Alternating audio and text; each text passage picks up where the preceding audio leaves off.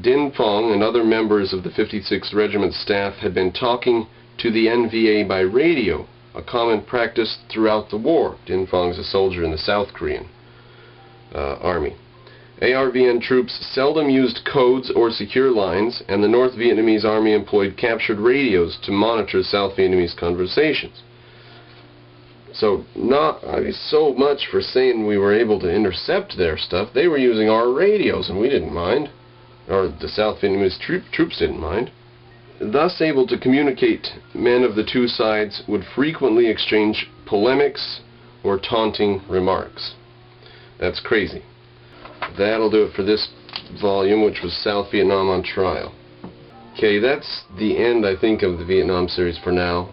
There's so much more material in the books, and I'm sure one of these books has stuff outlined in it that I've misplaced now, and I'm going to have to find that and update it later. But the thing is, I purchased a book about Vietnam, which is in New York City, and I won't be using until I've moved there, which I should do within about 7 days. So I will recontinue this video series at some point. There's a little more to be said, but I think anyone who is on the deciding lines about whether or not the war was worth it, you have to admit stopping communism is not a bad thing, it's a good thing. But the way we did it seems to be hands down the real problem. We fumbled around, we didn't care, we just wanted to get our 365 days out of each soldier and get them home. It was a bad way to do it.